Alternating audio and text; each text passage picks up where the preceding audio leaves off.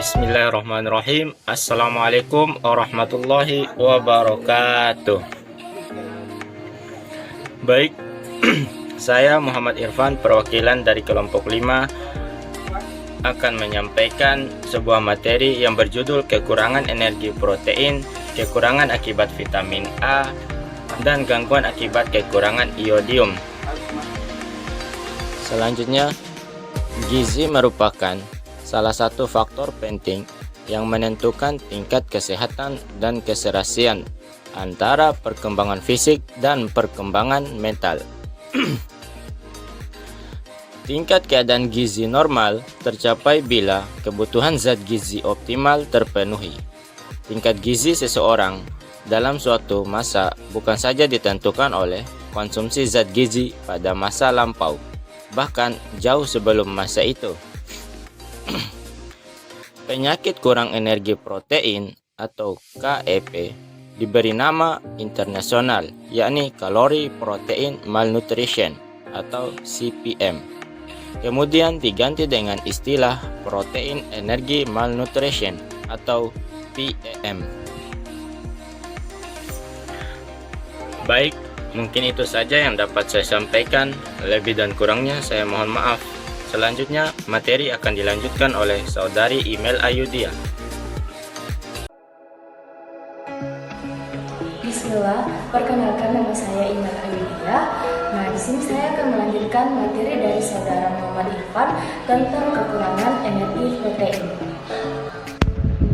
Nah, di sini saya akan membawakan materi tentang etiologi dan kelompok umur risiko tinggi kekurangan energi protein. Nah, pada materi etiologi terbagi menjadi dua, yaitu penyebab langsung dari kekurangan energi protein dan penyebab tidak langsung dari kekurangan energi protein. Nah, adapun penyebab langsung dari kekurangan energi protein adalah defisiensi kalori maupun protein, yang berarti kurangnya konsumsi makanan yang mengandung kalori maupun protein, hambatan utilisasi zat gizi, adanya penyakit infeksi dan investasi cacing dapat memberikan hambatan absorpsi dan hambatan utilisasi zat yang menjadi dasar timbulnya kekurangan energi protein. Nah, penyebab tidak langsung dari kekurangan energi protein itu sendiri ada beberapa hal yang dominan, antara lain pendapatan rendah sehingga daya beli terhadap makanan, terutama makanan berprotein rendah. Penyebab tak langsung yang lain adalah ekonomi negara. Jika ekonomi negara mengalami kerusakan, krisis moneter akan menyebabkan kenaikan harga barang, termasuk bahan makanan sumber energi dan sumber protein seperti beras, ayam, daging, dan telur. Penyebab lain yang berpengaruh terhadap defisiensi konsumsi makanan berenergi dan berprotein adalah rendahnya pendidikan umum dan pendidikan gizi, sehingga kurang adanya pemahaman peranan zat gizi bagi manusia. Nah, kemudian pada materi kelompok umur risiko tinggi kekurangan energi protein, yaitu angka kejadian kekurangan energi protein pada umur 13-24 bulan sering terjadi. Kenapa demikian? Karena pada periode umur ini merupakan umur periode penyapihan. Anak yang disapi mengalami masa transisi pada pola makanannya. Badan ini mengakibatkan asupan makanan berkurang. Masa ini disebut masa transisi tahun kedua, yaitu second year transitional. Adapun kerawanan pada anak-anak disebabkan oleh hal-hal sebagai berikut. Yang pertama yaitu kemampuan saluran pencernaan yang tidak sesuai dengan jumlah volume makanan yang mempunyai kandungan gizi yang dibutuhkan anak. Nah, kemudian yang kedua, kebutuhan gizi anak persatuan berat badan atau BB lebih berat dibandingkan dengan orang dewasa, karena di samping juga untuk pemeliharaan juga pertumbuhan. Sekian dari saya. Perkenalkan, nama saya Diani Lewati Darwis, pemateri ketiga. Baik, di sini saya akan membawakan materi mengenai kekurangan vitamin A. Jadi sebelum kita lanjut, kita harus mengetahui terlebih dahulu apa itu vitamin A. Vitamin A merupakan salah satu vitamin yang larut dalam lemak atau minyak. Vitamin A stabil terhadap panas, asam, dan juga alkali, tetapi sangat mudah teroksidasi oleh udara dan akan rusak pada suhu yang tinggi. Vitamin A merupakan komponen penting dari retina atau selaput jala. Maka fungsi utamanya adalah untuk penglihatan dan juga membantu pertumbuhan serta mempunyai peranan penting dalam jaringan epitel. Selanjutnya yaitu sumber vitamin A. Vitamin A sangat penting bagi kesehatan kulit, kelenjar, serta fungsi mata. Sekalipun pada waktu lahir, bayi sudah memiliki simpanan vitamin A, yaitu ASI. ASI tetap menjadi sumber yang penting dari vitamin A dan karoten atau zat gizi yang banyak terdapat secara alami dalam buah-buahan dan juga sayur-sayuran. Karoten dapat membantu sistem kekebalan tubuh. Hati, telur, dan keju merupakan sumber-sumber vitamin A yang sangat baik. Vitamin A juga terdapat dalam beta-karoten serta karotenoid lainnya. Tubuh manusia dapat sintesa vitamin A dari karoten atau provitamin A yang terdapat di sayuran dan juga buah-buahan yang berwarna seperti wortel, tomat, apel, semangka, dan sebagainya. Vitamin A adalah salah satu zat gizi esensial yang tidak bisa diproduksi sendiri oleh tubuh manusia. Untuk memperolehnya, harus diambil dari sumber di luar tubuh, seperti dari sumber alam. Contohnya, bahan sereal, umbi, biji-bijian, sayuran, buah-buahan, hewani, dan bahan-bahan olahan lainnya. Selanjutnya yaitu kekurangan vitamin A. Kekurangan vitamin A dapat menimbulkan beberapa gangguan terhadap kesehatan tubuh. Di antaranya, yang pertama yaitu hemeralopia atau rabun ayam, yang biasa kita sebut dengan rabun senja. Yang kedua yaitu frinoderma, pembentukan epitel kulit tangan dan kaki terganggu, sehingga kulit tangan dan juga kaki tampak bersisik. Yang ketiga yaitu pendarahan pada selaput usus, ginjal, dan juga paru-paru. Yang keempat yaitu kerusakan pada kornea dengan menimbulkan bintik, seroftalmin atau kornea mengering dan akhirnya kerotik.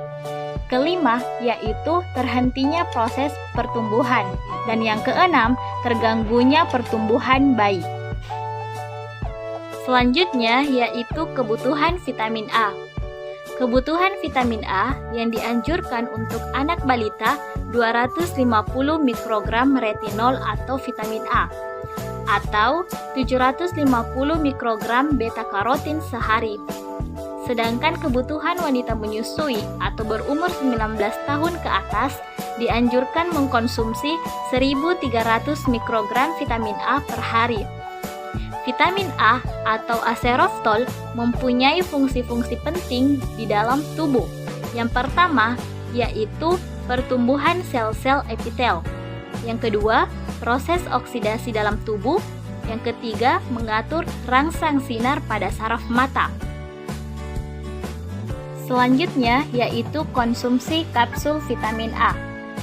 Vitamin A adalah salah satu zat gizi dari golongan vitamin yang sangat diperlukan oleh tubuh, yang berguna untuk kesehatan mata, agar dapat melihat dengan baik, dan untuk kesehatan tubuh dapat meningkatkan daya tahan tubuh untuk melawan penyakit, misalnya penyakit campak, diare, dan penyakit infeksi lainnya. Pada ibu hamil dan menyusui, vitamin A berperan penting untuk memelihara kesehatan ibu selama pada masa kehamilan dan menyusui. Buta senja pada ibu menyusui suatu kondisi yang kerap terjadi karena kekurangan vitamin A. Berhubungan erat pada kejadian anemia pada ibu, kekurangan berat badan, kurang gizi, meningkatnya resiko infeksi dan penyakit reproduksi, serta menurunkan kelangsungan hidup ibu hingga 2 tahun setelah melahirkan. Demikianlah materi yang sempat saya paparkan mengenai kekurangan vitamin A. Assalamualaikum warahmatullahi wabarakatuh. Saya Wafik Sakia dari kelompok 5. Kali ini saya akan membawakan materi tentang gangguan akibat Gangguan akibat kekurangan yodium atau biasa disebut dengan GAKI adalah rangkaian efek kekurangan yodium pada tumbuh kembang manusia. Spektrum seluruhnya terdiri dari gondok dalam berbagai stadium. Kreatin endemik yang ditandai terutama oleh gangguan mental, gangguan pendengaran, gangguan pertumbuhan pada anak, dan orang dewasa. Yodium adalah salah satu komponen penting dari bagian hormon tiroid. Yodium dapat ditemukan pada makanan seperti ikan, telur, kacang-kacangan, daging, roti, produk susu, rumput laut, juga garam meja beriodium.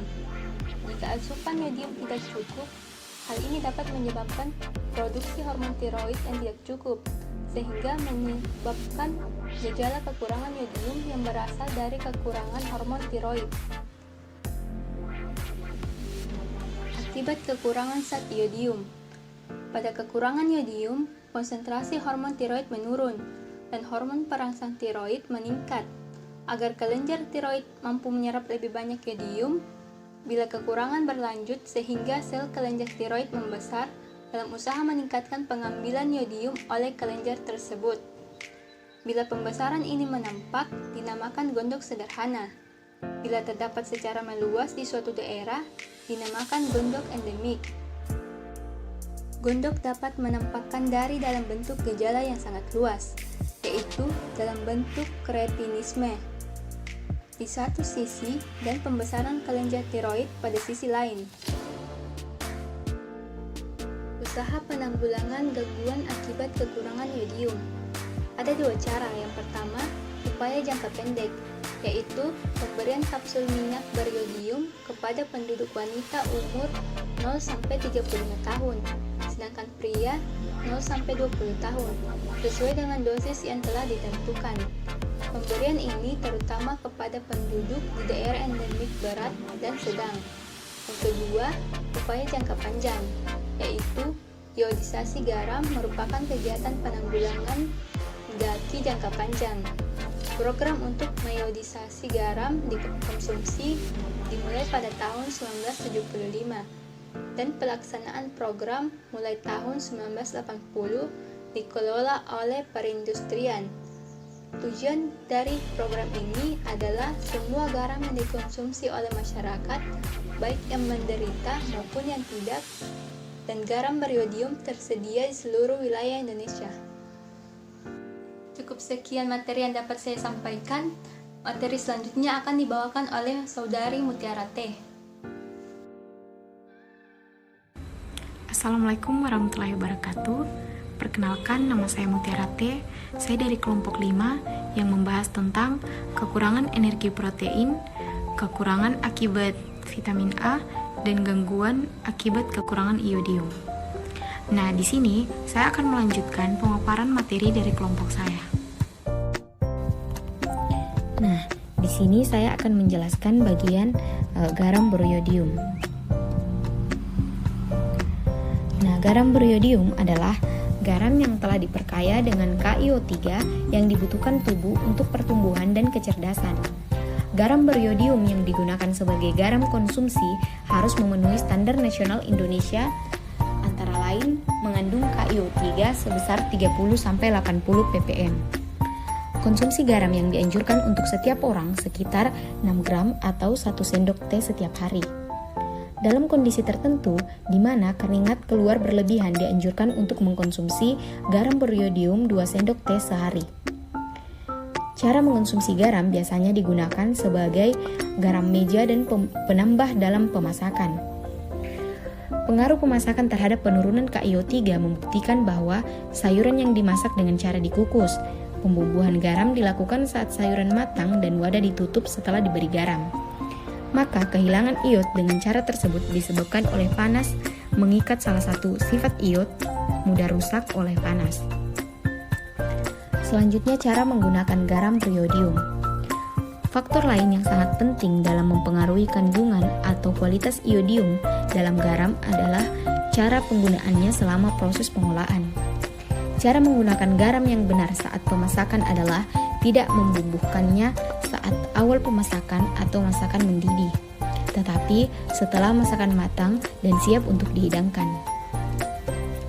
Garam beriodium yang baik dapat diketahui dengan cara membaca pada label kemasan garam beriodium. Garam beriodium dikemas dalam plastik tertutup rapat, tidak bocor, dan pada kemasan harus tertera tulisan garam beriodium.